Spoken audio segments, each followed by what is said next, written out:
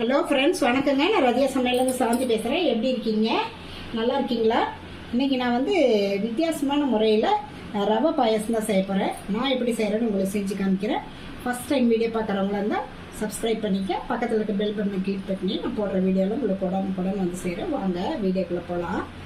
இதுக்கு நான் ஒரு கப் ரவை எடுத்து வச்சுருக்கேன். அதை ஒரு அடிக்கனமான பாத்திரம் வச்சுருக்கேன். அதில் கொஞ்சம் நெய் ஊற்றிக்கலாங்க. ரவை போட்டு அப்படியே நம்ம கலரிக்கலாம்.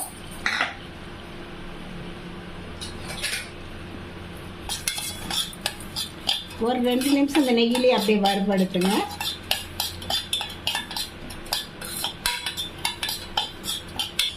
போதுங்க. இந்த அளவுக்கு வறுபட்டா ஒரு கப் பால் காய்ச்சின பால் இதோடு சேர்த்திக்கலாம். அதை சேர்த்து இதோட நல்லா கலரலாங்க. நல்லா இப்படி இந்த மாதிரி கெட்டி ஆகுது. இதோட சேர்த்திக்கலாம். இன்னொரு கப் பால் இதோட சேர்த்து ஆட் பண்ணியிருக்கேன். இதை சேர்த்து நல்லா கட்டி வராமல் கலரிக்கலாம். சாஃப்ரான் நான் இது மாதிரி பாலில் ஊற வச்சுருக்கேங்க. அதை இதோட சேர்த்திக்கலாம். அதை சேர்த்து இதோட கலரிக்கலாம்.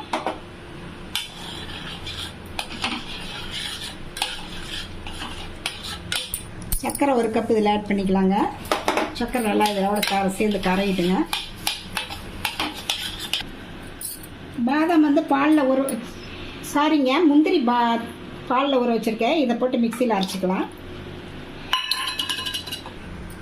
பால் சேர்த்து அரைச்ச முந்திரி இதோட சேர்த்திக்கலாங்க. இதையும் சேர்த்து நல்லா கலரி விடலாம்.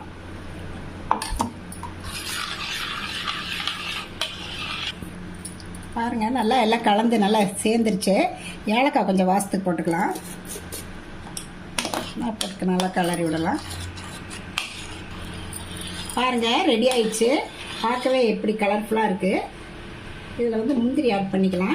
வறுத்த முந்திரி. அவ்வளோதாங்க. இனி இறக்கிடலாம். இறக்கிட்டு வேறு ஒரு பவுலுக்கு மாற்றிட்டு காமிக்கிறேன். வேறு ஒரு பவுலுக்கு மாற்றிக்கலாங்க.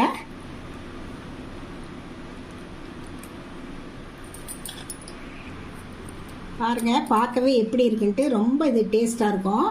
இதில் வேறு முந்திரி எல்லாம் போட்டிருக்கோம். அதனால் உங்களுக்கு ரொம்ப டேஸ்ட்டாகும். குழந்தைங்களுக்கு ரொம்ப சத்தானது. நீங்கள் இது மாதிரி ட்ரை பண்ணி பார்த்துட்டு எப்படி இருக்குன்னு ரதியா சமையலுக்கு சப்ஸ்கிரைப் பண்ணுங்கள், லைக் பண்ணுங்கள், ஷேர் பண்ணுங்கள். அடுத்த வீடியோவில் வேறு ரெசிபி சந்திக்கிறேன். வணக்கம்.